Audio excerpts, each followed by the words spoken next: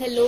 आज पढ़ते हैं हम प्रोनाउन। प्रोनाउन सर्वनाम बोलते हैं इसको हिंदी में। हिंदी में हमने काफी बार पढ़ा है व्याकरण में कि संज्ञा के स्थान पर प्रयुक्त होने वाले शब्दों को सर्वनाम कहते हैं। तो ये है प्रोनाउन। ठीक है, प्रोनाउन हिंदी में सर्वनाम और इंग्लिश में प्रोनाउन। तो pronoun is a word used instead of a noun. Noun की जगह पर यूज होने वाले वर्ड को हम प्रोनाउन कहते हैं। तो नाउन कौन से होते हैं, हमने प्रीवियस वीडियो में पढ़ा था कि पर्सन का नाम, एनिमल का नाम, ये सब नाउन होते हैं। ठीक है, एग्जाम्पल से कोई भी चीज अच्छे से समझ आती है। For example, Hari is absent because Hari is इल।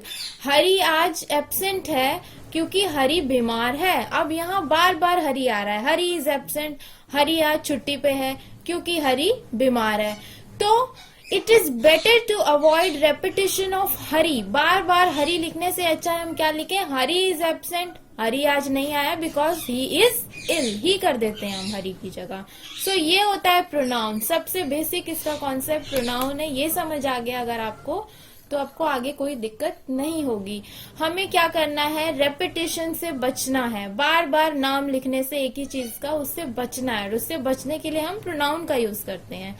ठीक है, आइए अब हम पढ़ते हैं types of pronoun. So there are 9 types of pronoun. First is personal pronoun, reflexive pronoun, emphatic pronoun, indefinite pronoun, relative pronoun, demonstrative pronoun, interrogative pronoun, distributive pronoun, possessive pronoun. So these are the 9 types of pronouns. Personal pronoun हम अच्छे से समझते हैं। I, we, you, he, she, it, they are called personal pronouns because they all stand for the 3 persons. ठीक है, first the person speaking, जो बात कर रहा होता है, जो बात कर रहा होता है उसे हम फर्स्ट पर्सन कहते हैं। जिससे बात कर रहा होता है, द पर्सन स्पोकन टू, वो सेकंड पर्सन होता है। द पर्सन स्पोकन ऑफ, जिसके बारे में बात कर रहा होता है वो थर्ड पर्सन होता है। तो पर्सनल प्रोनाउन का ये फंडा है कि जो बात कर रहा होता है वो फर्स्ट पर्सन हो जाता है, जिससे कर रहा होता है वो सेकंड हो जाता है, जिसके बारे में बातें हो रही होती हैं वो थर्ड पर्सन हो जाता है। अब आइए हम पढ़ते हैं रिफ्लेक्सिव प्रोनाउन। कॉन्सेंट्रेट करें इस पर। Reflexive pronoun, it represent the action performed by the subject is on the subject itself. अगर सब्जेक्ट कोई एक्शन कर रहा है तो उसका रिएक्शन भी सब्जेक्ट पर ही होना इज कॉल्ड रिफ्लेक्सिव प्रोनाउन। जैसे कि सेल्फ इज एडेड टू, जैसे कि सेल्फ है तो हो जाएगा myself, yourself, himself, herself, itself. Self है इसमें एक, ठीक है, ourself, themself, yourself. जब हम सेंटेंसेस करेंगे तो हमें अच्छे से समझ आएगा, ठीक है, कि मैं क्या बोल रही हूँ। सेंटेंस विद रिफ्लेक्सिव प्रोनाउन, जैसे कि आई हर्ट माई सेल्फ। आई क्या है यहाँ पर, सब्जेक्ट है। अब इसका रिएक्शन भी आई पर ही हो रहा है कि मैंने खुद को चोट पहुंचाई। ठीक है, मैंने, जो कि एक सब्जेक्ट है, खुद को ही चोट पहुंचाई। ठीक है, तो इसका एक्शन भी खुद पर ही हो रहा है। तो क्या हो जाएगा, I hurt myself, they hurt themself, उसने चोट पहुंचाई। ठीक है, दे हर्ट देमसेल्व्स, उसने खुद को चोट पहुंचाई। तो इसमें दे सब्जेक्ट है और उसका रिएक्शन भी उसी पर हो रहा है, अरे उसी ने चोट पहुंचाई और खुद को ही चोट पहुंचाई, तो दे हर्ट देमसेल्व्स। इतना सा इसका फंडा है रिफ्लेक्सिव प्रोनाउन का। ठीक है, क्या है कि अगर सब्जेक्ट अगर कोई एक्शन कर रहा है तो उसका रिएक्शन भी उसी पर हो रहा है, तो that is called reflexive pronoun. Next है हमारा इम्फेटिक प्रोनाउन। यहाँ पर क्या हो रहा है, an emphatic pronoun is that which is use to add emphasis to the subject of the sentence. सबसे पहले हम जानते हैं व्हाट इज एम्फेसिस। एम्फेसिस का मतलब जोर देना, ठीक है। क्या हो रहा है कि इसमें सब्जेक्ट को एम्फेसाइज किया जा रहा है। An emphatic pronoun is that which is use to add emphasis, subject को एम्फेसाइज करने के लिए यूज किया जाता है एम्फेटिक प्रोनाउन। जैसे कि सेल्फ है तो अगेन हो जाएगा myself, yourself, himself, herself, itself, ourselves हो जाएगा, themselves, yourselves. Example है जैसे कि I myself did it. मान लीजिए हम कह रहे हैं कि मैं ये काम खुद ही कर लूंगा, तो यहाँ आई जो कि सब्जेक्ट है उसको हम एम्फेसिस कर दे रहे हैं कि I myself did it, मैं खुद कर लूंगा, ठीक है।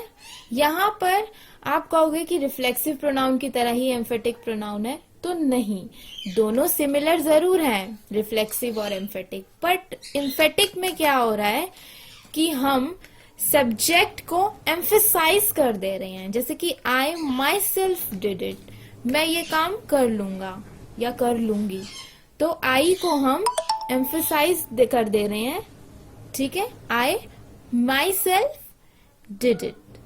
तो ये था रिफ्लेक्सिव प्रोनाउन और एम्फेटिक प्रोनाउन। एक बार और मैं आपको बता देती हूँ एक क्विक रिवीजन के लिए कि रिफ्लेक्सिव प्रोनाउन में क्या होता है कि सब्जेक्ट कोई एक्शन कर रहा है और उसका रिएक्शन भी सब्जेक्ट पर ही होता है, तो उसको हम रिफ्लेक्सिव प्रोनाउन कहते हैं। जैसे कि आई हर्ट माई सेल्फ, मैंने खुद को चोट पहुंचाई, तो मैं खुद को ही चोट पहुंचा रही हूँ, ठीक है, मैं खुद को ही चोट पहुंचा रही हूँ, रिफ्लेक्सिव प्रोनाउन। और एम्फेटिक में क्या हो जाता है कि हम इसमें सब्जेक्ट को एम्फेसाइज कर देते हैं। क्या कर देते हैं हम? एम्फेसाइज कर देते हैं, आई माई सेल्फ डिड इट, मैं ये काम खुद ही कर लूंगा या कर लूंगी, तो आई माई सेल्फ कर दे रहे हैं हम, I myself did it, emphasize कर दे रहे हैं हम, ठीक है। बाकी के टाइप्स हम नेक्स्ट वीडियो में पढ़ेंगे।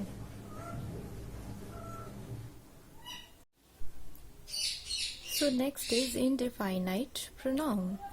Sometimes the pronouns used in a sentence do not refer to any particular thing or person. They are used in general way. Such pronouns are known as indefinite pronoun. कभी कभी क्या होता है कि हमें नहीं पता होता है कि कौन से पर्सन है, उसमें जानवर हैं, आदमी हैं, बर्ड्स हैं, क्या है।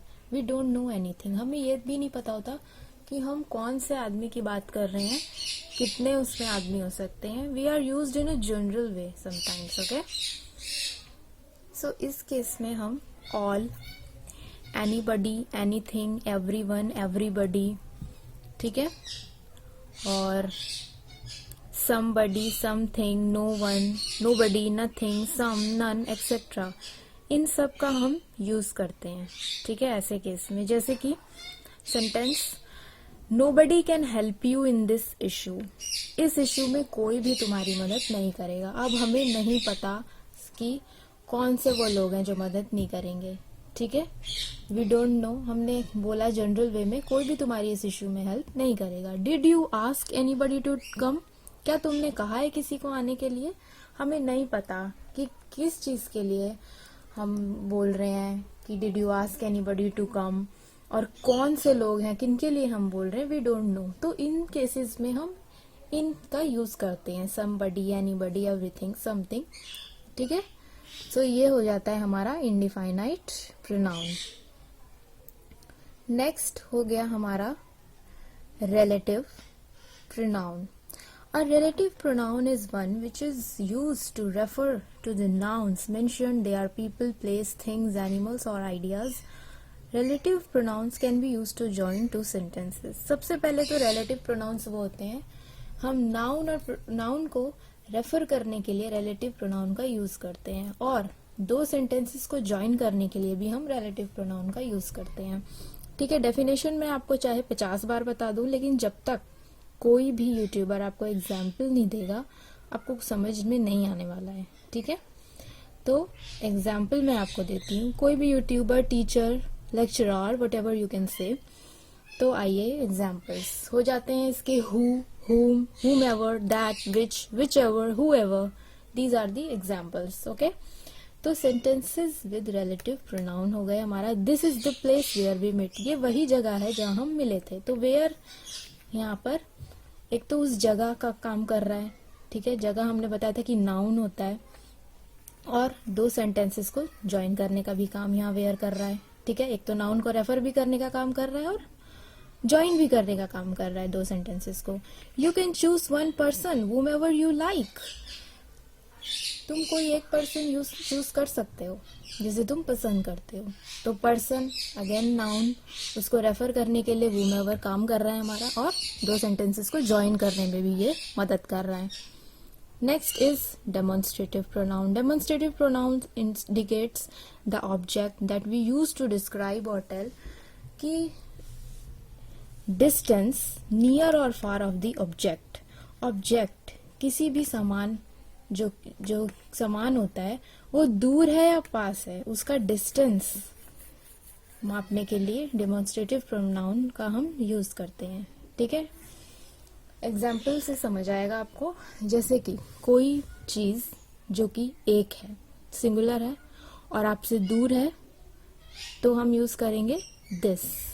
कोई चीज जो कि दूर है और एक है, तो हम दैट का यूज करेंगे। फार मतलब होता है दूर। प्लूरल के केस में कोई चीज एक से ज्यादा है, आपसे पास में है वो चीज, तो हो जाएगा दीज, ठीक है। और दूर है, एक से ज्यादा है, तो हो जाएगा दोज। एग्जाम्पल से बहुत अच्छे समझ में आ जाएगा आपको, जैसे कि दिस इज माई बुक, ये मेरी बुक है। दीज आर माई बुक्स, ठीक है।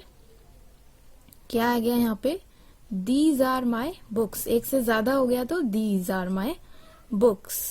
अगर यही बुक्स आपसे दूर हो जाते हैं और एक से ज्यादा है, तो क्या हो जाएगा, दोज आर माई बुक्स, ठीक है। Next is interrogative pronoun. So interrogative pronoun that are used for asking questions. Questions पूछने के लिए इंटरोगेटिव प्रोनाउन का हम यूज करते हैं। जैसे कि हो जाता है हमारा व्हाट, विच, हुज, हुम, ठीक है। हु इज देयर, कौन है वहां। व्हाट डू यू वांट, तुम्हें क्या चाहिए, ओके। तो ये हो गया हमारा interrogative pronoun. Next is distributive pronoun.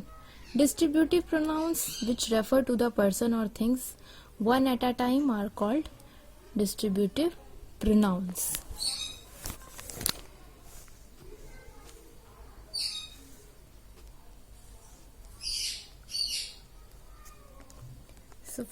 Sorry for this issue, actually मेरा ट्राइपॉड जो है वो गिर गया था।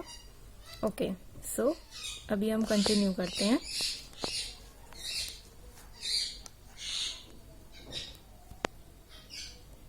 Let's continue. Sorry for this issue.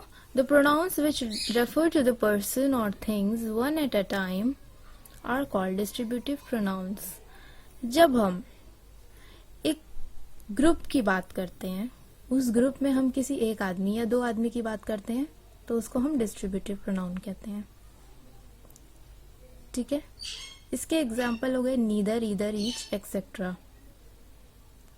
तो जो नीदर होता है वो किसी कोई भी दो के लिए नहीं होता है। ईदर जो होता है वो एक के लिए होता है, ईदर जो होता है वो एक के लिए होता है। ध्यान दीजिए, नीदर जो होता है वो किसी के लिए भी नहीं होता है, ठीक है। नीदर किसी एक के लिए होता है। ईच प्रत्येक के लिए होता है, ठीक है। सेंटेंसेस से आपको अच्छे से समझ में आ जाने वाला है। Neither of the two girls was late, दोनों में से कोई भी लड़की लेट नहीं थी, ठीक है। Either of you can go, दोनों में से कोई एक जा सकता है। Each of you is good student, हर एक विद्यार्थी जो है अच्छा स्टूडेंट है, ठीक है। ईच प्रत्येक की बात हो रही है यहाँ पे। Next is possessive pronoun. The pronoun which shows the position और ownership is called possessive pronoun. Possessive मतलब पोजेशन मीन्स मालिकियत, मालिकाना। जैसे हम बोलते हैं एकदम मिल्कियत के साथ कि ये मेरा टीवी है, ये मेरा घर है, ये मेरा फ्रिज है, ये मेरी बेल्ट है, ये मेरा बेड है, that is called possession.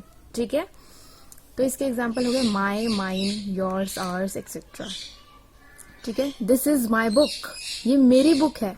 This book is yours, ये तुम्हारी बुक है। हम एक पोजीशन के साथ बोल रहे हैं इस बात को।